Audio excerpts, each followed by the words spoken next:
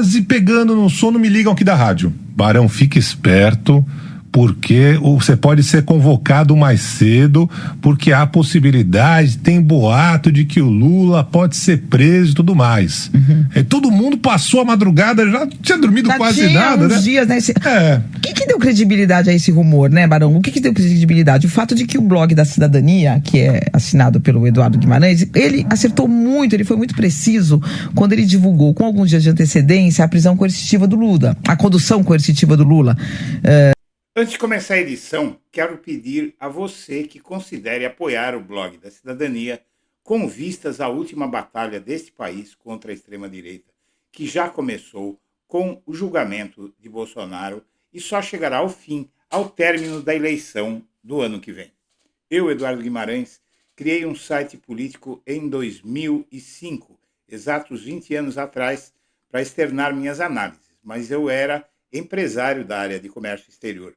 Antes fora industrial, mas ao começar a falar publicamente de política, minha visão atraiu muitos leitores. O site se chamava Blog da Cidadania. Devido à minha visão de que o caminho para o Brasil era pela esquerda, atraí muito ódio. Meu trabalho atraiu a atenção do então presidente Lula no seu segundo mandato. Eis que em 2010, no dia 25 de novembro, participei de uma entrevista com ele no Palácio no Planalto. Em abril de 2014 também, em janeiro de 2016 no Instituto Lula, também em 2022 em um auditório, já na véspera da campanha eleitoral, em que ele votaria para o terceiro mandato também, e em 2019 também, quando ele estava preso. Fui o último jornalista a entrevistá-lo e no dia seguinte à entrevista ele foi libertado. Em 2017, fiz uma reportagem que mostrou que Lula seria alvo da 24ª fase da Lava Jato, seria preso e conduzido coercitivamente. Eis que a direita e sua mídia finalmente destruíram a minha vida profissional. Tive que parar minha empresa e então só me restava o site Blog da Cidadania para sobreviver. Esse site foi destruído pelo então governador João Dória, que me impôs uma indenização de R$50 mil corrigidos por um erro de uma pessoa que alimentava o site para mim com notícias. Tive que passar a viver do canal do YouTube e hoje eu luto para manter a minha filha, que é doente, e fazer meu papel como comunicador que o destino me impôs. Preciso da sua ajuda, da ajuda do público, para continuar o meu trabalho.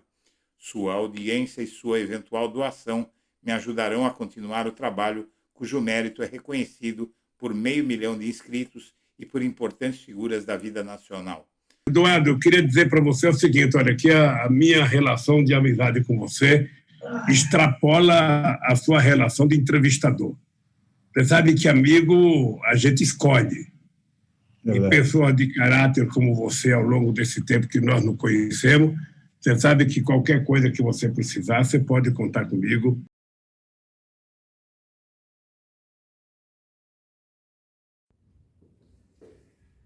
Boa tarde, senhoras e senhores. Hoje é 13 de abril de 2025. São 19 horas. Minha amiga, meu amigo, se você acha que a situação de Jair Bolsonaro está feia, a de Eduardo Bolsonaro não está muito melhor. Claro que ele não está com o pé dentro da cadeia, nem outro fora, mas a situação dele também não é boa, porque ele fez uma aposta muito errada, por falta de experiência, por falta de inteligência, seja lá pelo que for. Ele apostou, assim como o pai dele, né? Não é falta de experiência, que o pai dele é velho. Bom, o fato é que eles apostaram no Donald Trump, no novo governo dos Estados Unidos e nos poderes divinos do Império Norte-Americano, que não é bem assim. Como eu sempre digo, os Bolsonaros são homens de fé. Fé no dinheiro, fé nas armas, fé em tudo que é reles, que é vil e que não determina nada, porque o que acaba sempre vencendo nesta vida, queiram ou não, pode parecer um chavão, mas é a verdade, é a justiça, no fim, sempre vence. E o que é que acontece? Eles apostaram que o Donald Trump ia dominar o Brasil, ia fazer o STF se enfiar debaixo da cama e ia dar uma ordem para, olha, para tudo, anula tudo contra o Jair Bolsonaro, porque o Donald Trump mandou, e o Donald Trump também acreditava nisso. O mais impressionante nessa história é que o Donald Trump também acreditava que tinha esse poder todo, foi lá, intimou a China, inclusive insultou, depois tentou contemporizar, e agora, tanto o Eduardo Bolsonaro, isso que é mais engraçado, tanto o Eduardo Bolsonaro quanto o Donald Trump, eles precisam desistir e não sabem como. Eles estão prisioneiros da própria língua e das próprias ações. O Eduardo Bolsonaro largou o mandato, foi para os Estados Unidos, achando que lá ia conseguir mundos e fundos, e está lá agora há poucos dias, postou um vídeo dizendo que está dormindo em colchão inflável. Não vai ter cargo para ele no governo norte-americano, não tem como os Estados Unidos darem asilo. A gente pode não gostar dos Estados Unidos, mas é uma nação com instituições. O Donald Trump, ele manda, mas esse mando é relativo. Não é? Ele não pode, por exemplo, anular leis vigentes, porque lá a turma leva as leis a sério. Para dar para o Eduardo Bolsonaro o asilo, ele precisa preencher condições. Quais são as condições? Ele precisa dizer o que é que está acontecendo, o que é que estão fazendo com ele no Brasil.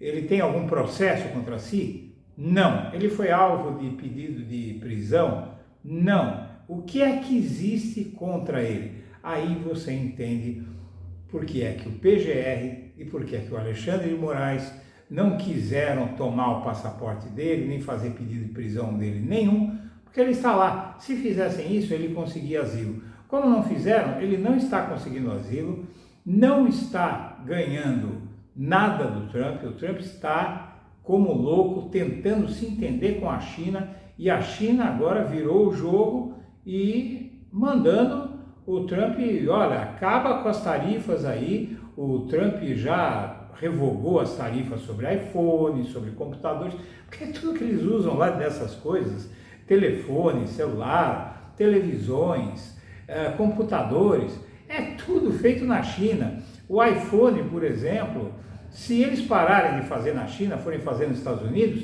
os cálculos mais conservadores são de que vai triplicar de preço, minha amiga, meu amigo, não é brincadeira.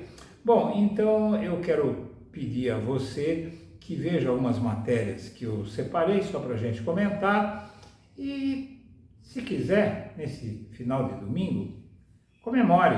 O Eduardo Bolsonaro está à procura de um discurso para desistir de ficar lá nos Estados Unidos e retomar o seu mandato. O duro é ele arrumar esse discurso, porque lá não vai rolar nada, não vai acontecer nada. Os Estados Unidos estão com vários problemas, eles estão enfrentando uma recessão monstruosa. O Donald Trump foi acusado de fraude no mercado financeiro, né? Ele impôs sanções, as ações caíram, aí ele diz que é um bom momento para comprar ações, aí ele revoga as sanções, as ações sobem logo em seguida, e ele está sendo acusado de fraude no mercado financeiro. Isso vai cobrar um preço dele quando terminar o mandato. E com a recessão se instalando, ele não se reelege. O Eduardo Bolsonaro está lá perdido, não sabe o que fazer. Várias questões em uma só que eu preciso fazer para você. Primeiro, o que te motivou a tomar a decisão, a ficar aí, a tua coragem, né? O que te fez tomar a decisão para ficar aí? A tua esperança com relação a essa tua missão assumida agora? E muita gente no chat perguntando se você está precisando de alguma coisa a partir do momento que você abriu mão do teu trabalho aqui para estar defendendo o Brasil. Eu queria te ouvir sobre esses 3 pontos, né? A decisão, a tua esperança e se você precisa de alguma coisa aí, Eduardo. Eu agradeço a preocupação das pessoas. Teve gente até levando mensagem para minha esposa, para a Heloísa, né, através do direct message do Instagram, perguntando se precisava de alguma coisa, de Pix e etc. No primeiro momento, eu tranquilizo vocês, tá? A gente está conseguindo se virar aqui. Graças a Deus eu tenho o apoio de muita gente boa. tem uma reservinha no Brasil que a gente está queimando agora. É claro, né, não é a situação ideal, porque eu fiz uma mala de 7 dias. Eu vim passar o carnaval junto a um amigo aqui nos Estados Unidos e, de repente, eu não retornei mais para casa. E essa decisão, se forem ver aqui, tem um colchão inflável, né, enfim, tem uma estruturazinha aqui que a gente consegue se virar. Não tô reclamando não, tá? Minha vida tá... Mas é muita cara de pau, né? O pai dele é rico, esse povo é rico, eles têm mais de 50 imóveis, tinham em 2018 50 imóveis no Rio de Janeiro. Hoje nem sei quanto ele tem. A casa, aquela mansão que eu já mostrei várias vezes aqui é dele, é uma piada, né? Mas seja como for, são 46 dias de Eduardo Bolsonaro em exílio nos Estados Unidos. E após 45 dias, o deputado federal busca os meios para se manter. Isso é piada. Ele decidiu permanecer nos Estados Unidos e tirar a licença mandato para conseguir que o Trump salve o pai dele, mas não vai rolar. O Eduardo Bolsonaro, apesar disso, ele está controlando o gabinete dele aqui. O sujeito que assumiu o cargo dele é pau mandado, né? E se bobear, está dividindo o salário com ele. Uma manobra no pedido de licença de Eduardo Bolsonaro, que somou 2 dias de atestado médico a 120 dias de afastamento para assuntos particulares, lhe garantiu o controle, mesmo estando ausente do mandato, de uma verba de 133 mil para o pagamento de salários de até 25 assessores. Então, dinheiro não falta para ele. E, enquanto isso, o Trump tem mais com o que se preocupar. Além de ter que arregar para a China, ele teve que anular todas as sanções, todas as tarifas, quase tudo, reduziu tarifa de celular para a China, de computador, porque eles compram tudo da China, como eu já falei. Então ele está passando vergonha lá, o Donald Trump, e preocupado com essa acusação de manipular o mercado financeiro. Os democratas acusam o Donald Trump de manipular o mercado financeiro com os anúncios e suspensões de tarifas contra outros países. A prática é chamada insider trading. Acontece quando informações privilegiadas são utilizadas para comprar ou vender ações e obter algum tipo de lucro. E ele, como presidente dos Estados Unidos, o que ele mais tem é informação privilegiada. Um ótimo dia para comprar DJT. Donald J. Trump, escreveu Trump horas antes de suspender as tarifas. Publicação feita na Truth Social, que pertence ao republicano, às 10h37, o horário de Brasília, daquele dia. DJT era o código de operação da empresa do republicano, a Trump Media Technology Group, na Bolsa de Valores, mas também são as iniciais do nome dele. O Trump anunciou que suspenderia as tarifas na mesma rede social às 14h18 e foi por volta desse horário que as ações da Trump Media começaram a subir. Então ele já tem muito problema aí pela frente. E o problema também é que a popularidade dele está despencando e tem eleição no ano que vem. Aí ele pode perder a maioria no Congresso. Perdeu a maioria no Congresso? Já era.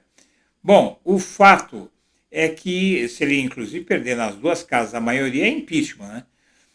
Risco de colapso financeiro e dano à economia dos Estados Unidos fizeram o Trump recuar de tarifaço.